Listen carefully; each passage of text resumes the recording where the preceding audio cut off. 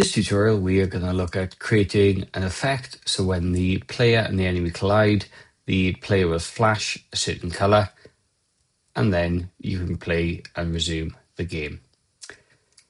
So in order to do this, we have to modify some code that we've used earlier. So currently my code does something like this. When the player and the enemy collide, the enemy carries on and the player then returns to the starting point.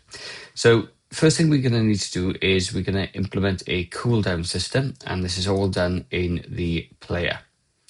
Now, if you've watched another tutorial where we turn the player just a red color instead of flashing, then you probably have done most of what I'm going to do, but you will need to still watch this full tutorial.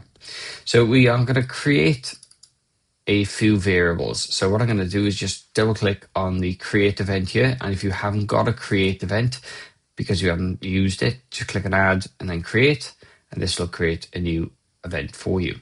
We're going to drag in two var blocks, and one of them is going to be called cooldown, and the other one then is going to be called flash. Now, I'm not going to assign anything to these at the moment. I'm going to leave them both as 0. Now, we're going to make a slight modification to the collision. So this is between the player and the enemy. And I'm going to get rid of this jump to start because we don't need it anymore, because we don't want the player to return to its starting point. We want to take it out of the game temporarily and then put it back in later. So I'm going to use an if statement and look at the order I'm putting this in. So I'm putting the if now at the top, and we're going to use a variable called cooldown. And what we want to say is if the cooldown is equal to 0, then we need to do a few things. So first of all, I'm going to bring this over. So if you've used lives instead of health, just make sure this says lives. I use health. I use them interchangeably, but you can put that there as lives if you need to, if you are taking one life off the player. We then need to add in another variable block, and we're going to say cooldown, and we're going to set it to 60. Now, the reason I'm doing 60 is in GameMaker, it works at 60 frames per second. So this whole event will last for around about 1 second. Now, if you wanted to have this event lasting longer, you can obviously increase this number. So you could say 120, which would be 2 seconds, or you can even do longer if you need to. But we're going to, for this tutorial, we're going to leave it at 60. We're then going to set flash, and I'm going to pick a number. I'm going to put 4 there. I can actually add more if I wanted to later, but I'm just going to leave it at 4 for now. Now, in order to make the player flash, we're going to use something called an alarm. So we need to start the alarm. So I'm going to drag an alarm here, and you can see it says alarm 0, countdown 30. Now again, this works in frames per second. So if we did this, then after half a second, alarm 0 will be triggered. So I actually need this to trigger fairly quickly. So I'm going to put it down to 10. Now you'll notice there is nothing in alarm 0 because we haven't made it yet. So let's go here, we'll add an event. Let's go to alarm and then go to alarm 0. And the first thing we're going to do is use one of these blocks again, set alarm countdown 0, 10, and we're going to then say flash -1 relative. Now what that does is it effectively, it's like a bit of a loop for us. Now there's a number of different ways we can do this. I just fancy doing it with alarms this time.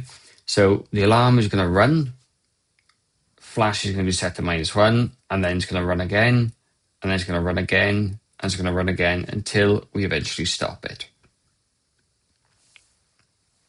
Now, flash will be set to 4, so it's going to go to 3, to 2, to 1, and then it'll go to 0, and then if the program's still running, it'll go into minus numbers if we need it to.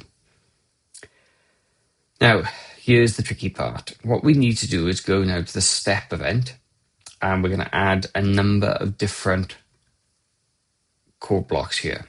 So the first thing I'm going to do is add an if statement, and we're going to say if cooldown, and what we're going to say is if it's greater than 0. Now, when the game loads, cooldown is set at 0. Okay, so when the player starts moving, it's set at 0. Only when we hit or get hit by the enemy does cooldown increase. So when we get hit by the enemy, cooldown then is instantly set to 60, and this then is where this if statement then will start to kick in. So what we need to do is we need to say, right, cooldown is 60, and then we need to get cooldown to be reduced. So we're going to say cooldown -1 relative. So this now will take 1 off cooldown. So it'll go to 59, 58, 57, 56, 55. And effectively it does it so quick that within 1 second, cooldown is back to 0. Okay. Now we also then need to do something with our variable flash. And we're going to use an if expression. So I'm just going to put this underneath here. So what I want to say is if the flash, and we're going to use the percentage sign, because we're going to say if the remainder of the flash, or if it's divisible by 2, and the answer is 1, it's going to be odd. All right, so if it's odd, what we want to do is we are going to then color it red. So I'm going to drag this in over here. I'm going to say then color it red. Lovely. Now, what happens if it's not? Well, if it's not and it's even, then we're going to need to color it white. Now, I can't just add that in underneath. I need to have an else statement. So I'm going to add an else underneath here and drag this here. So this is basically saying now, if flash divided by 2, if it's odd, it's going to be that color. If it's even, it's going to be that color. So let's just see what this is doing now at the moment.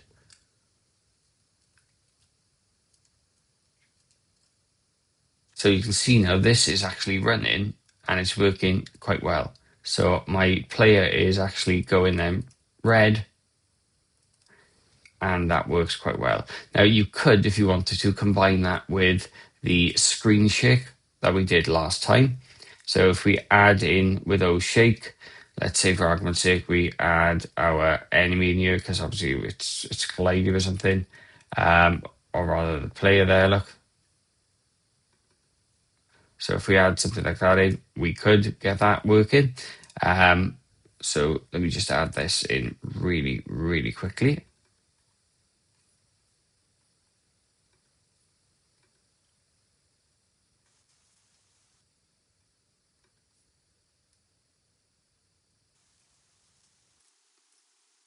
There we are. We now have a screen shake effect as well. Now, if you want to learn how to do the screen shake, I do have a separate tutorial for that, which we'll go through. There is one little thing that we do need to do, though, with the code in the player. Now, the problem we've got at this moment in time, when this runs, the variable that we use, this flash variable, is constantly counting down. It only ever gets reset to 4 if we collide. Now, in the background, what is happening is the variable is counting down. So it's going from 4 to 3 to 2 to 1, and it's going to -1, -2, -3, -4, and it's keeping on going. Even now, it's going and going. And I can prove this to you, because if I add in a debug here, I'm just going to put the debug here and use the variable flash.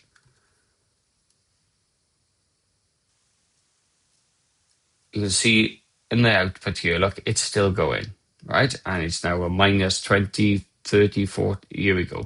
Now, if I get hit again, it starts and it resets to 4 and it keeps on going. Now, ideally, what I want to do is I want to stop this code from running, because if, let's say, for argument's sake, I left this game running, this could cause a little error, because obviously the number would just continue to increase and increase and increase. And obviously, as the game goes on, if you're making a really complex game, you don't want something running in the background, because this is using processing power and memory. So what we're going to do is we're going to stop this from running. So we're going to add in something here. I'm just going to take this debug out because I don't actually need it.